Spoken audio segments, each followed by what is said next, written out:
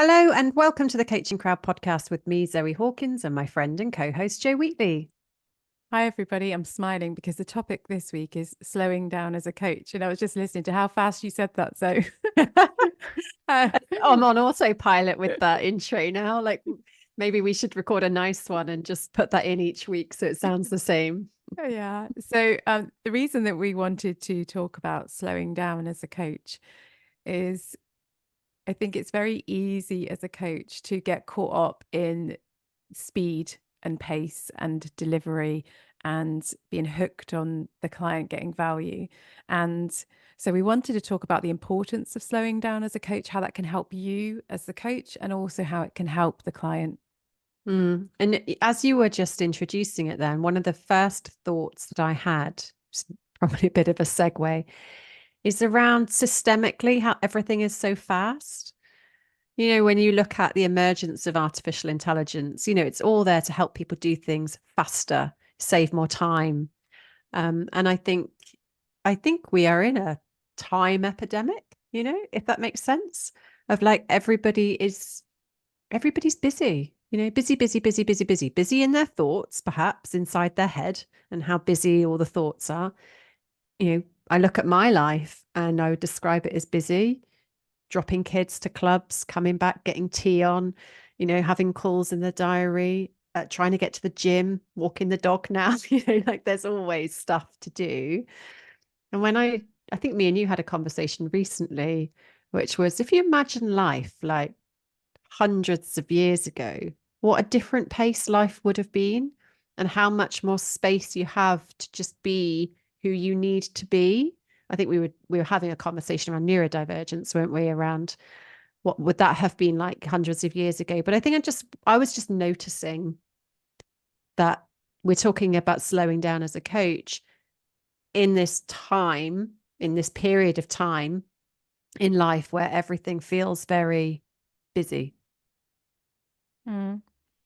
I think the slowing down can help with the feeling of being witnessed. So I was on it's a group supervision kind of program that I'm on, and there's loads going on in my life, and I plan to, attend the session, but already knew I was a bit detached or felt like I'd need to be a bit detached in order to, in my mind, to like honor the experience and my commitment and the other people there, but also to bit of self-protection, really, I suppose.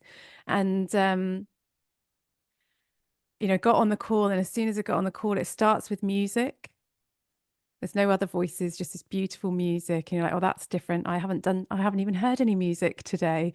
And it plays, for a couple of minutes. And then, we arrive and it's very gentle, very taking that time.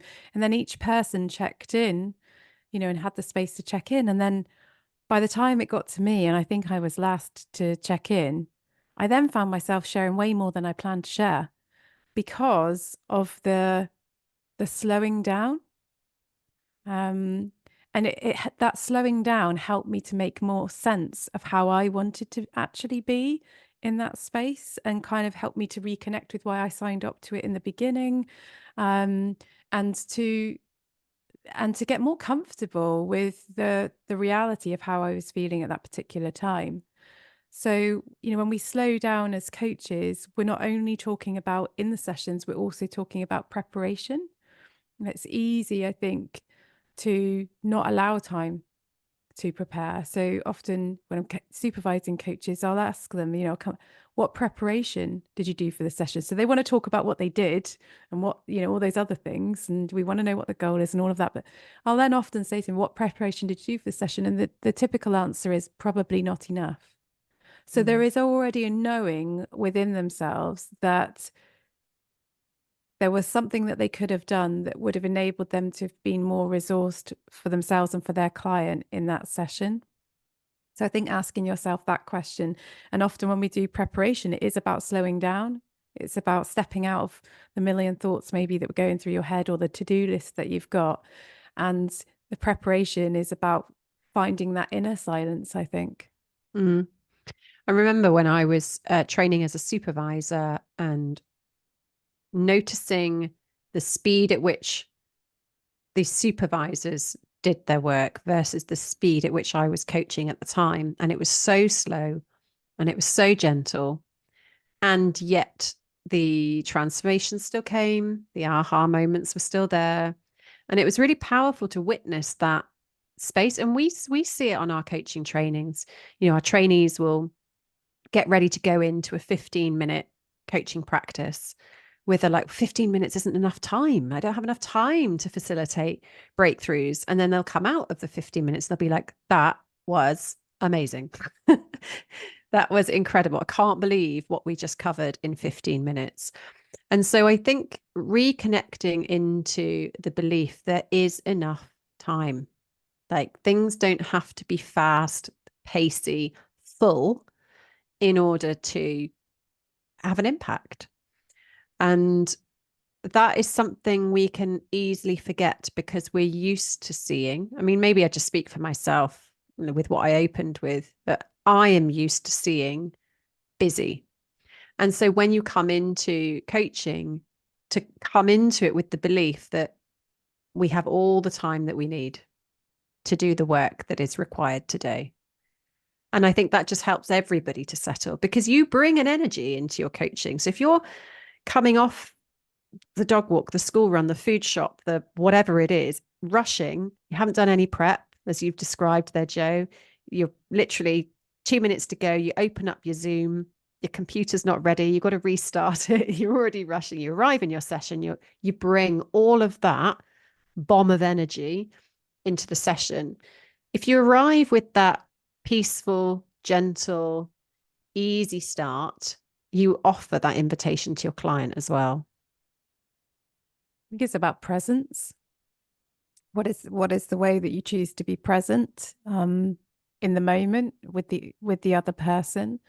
And I think slowing down, sometimes people can experience that as painful, or there's a fear of pain associated with it. It's like, if I slow down, I'll really have to accept my reality.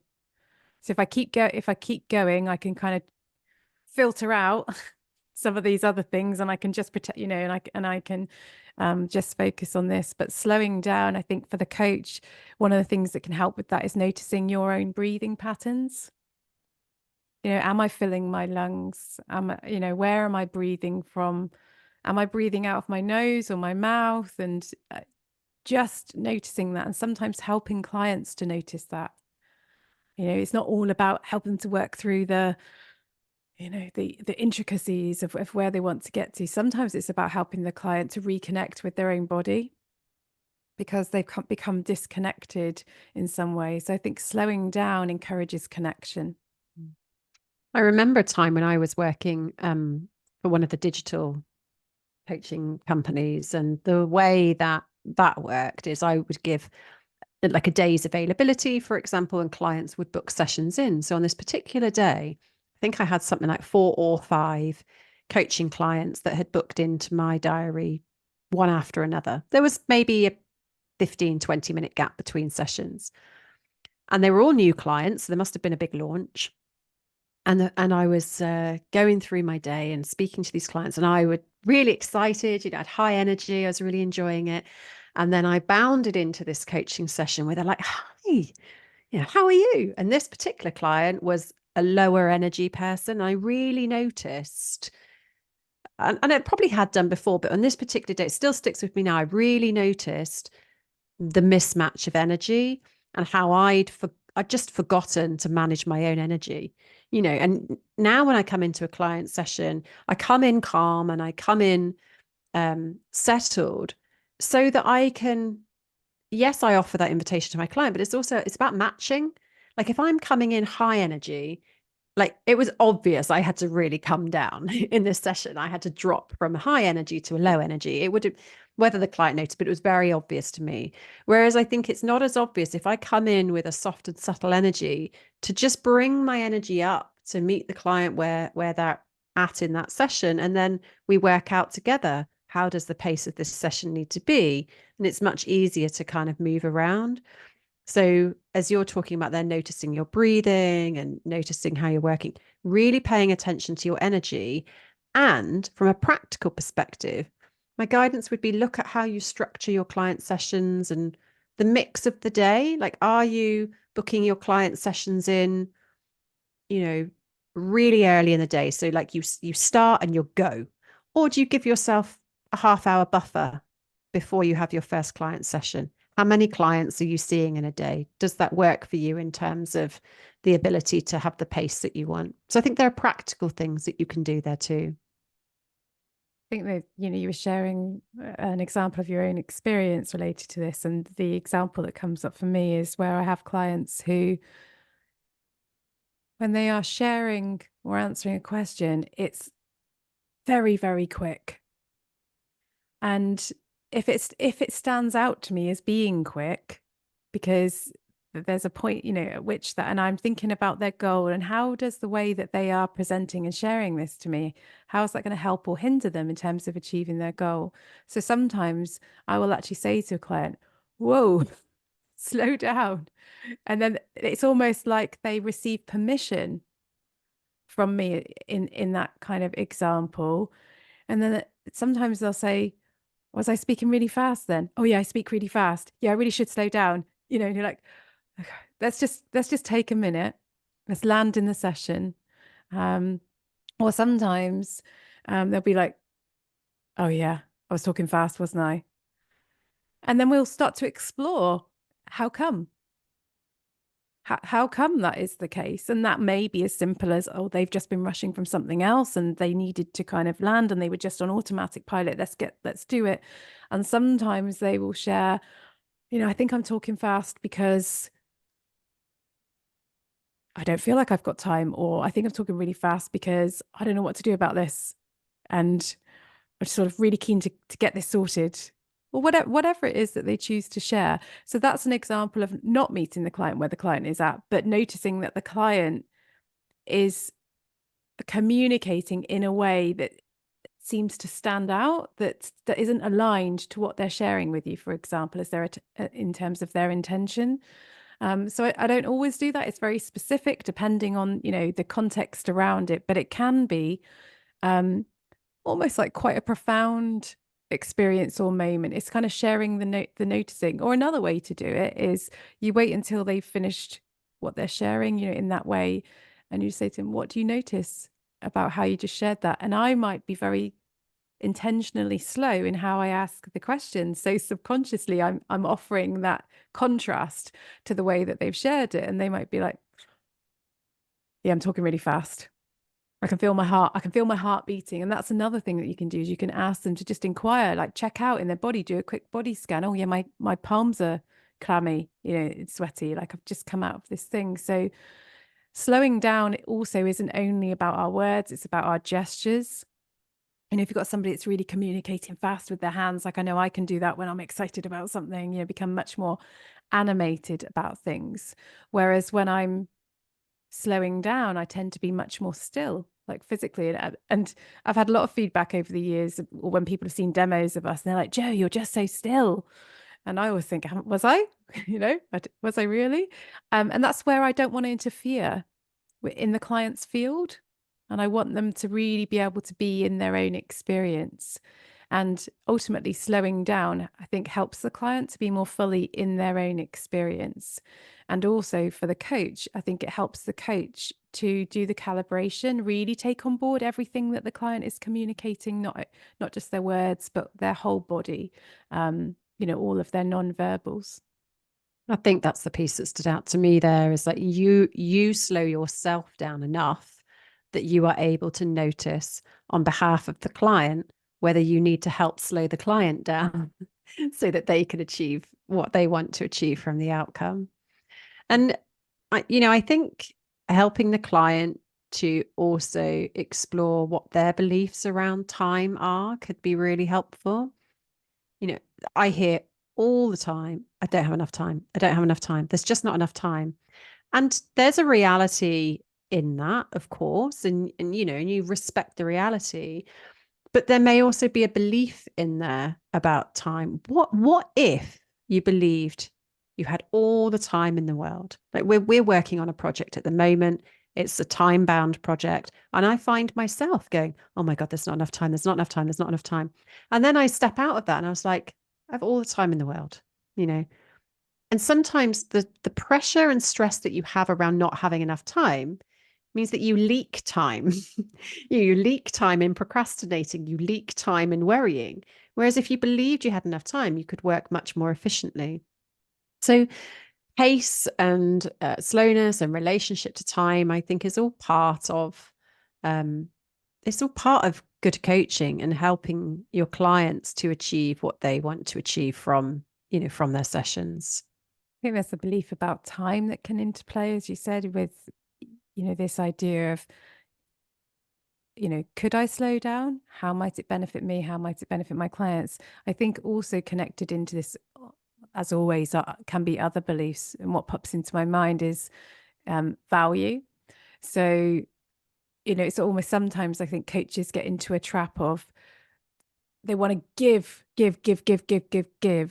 And so they want to pack value into the session so the client couldn't possibly not feel that they hadn't had any value. And so it feels almost like congested and not as spacious as they intend it to feel. And when you were talking about, projects that we're working on, we are driven by wanting to provide value to others. And that certainly plays into, have we got enough time to provide the amount of value that we want to? If we took the value piece away or the impact away, then you can just knock something up and and out. It's that piece. So I think we would encourage you, if you're listening to this podcast, to do a little internal search yourself. What beliefs might be impacting on the pace of my coaching sessions and my internal experience of space and speed as well? Because sometimes we may come across as slow and calm and collected with our clients, but internally we're feeling like it's very fast. And what we're also looking at here is sustainability and well-being for coach and also the client, and so that the work that is taking place in those sessions is something that can be sustained, so that that positive impact and those positive ripples can continue to come out. And I think what an experience that just popped into my mind is I've been on lots of trainings where you are coaching the other person without words. And I was invited to do one recently. And so my job was to listen to the other person for 15 minutes and not say anything until the very end, where I would simply reflect back the themes that I'd heard. And I was obviously communicating in subtle nonverbals through that. And after the person, I felt connected, deeply connected to the other person, and they did to me through that experience.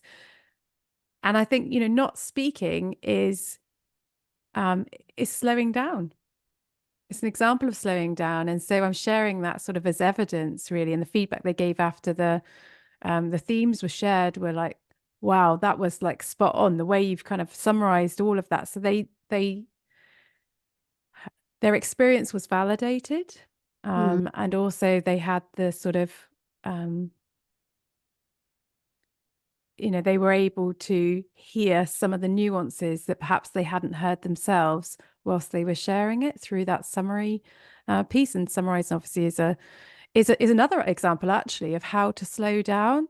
So I will sometimes summarize what my client has said as a way to slow us down and slow the session down, and just kind of, it's like that calm and collected, and it's an opportunity then to check in where we're going next, for those markers. So that's a very practical way that you can do that too.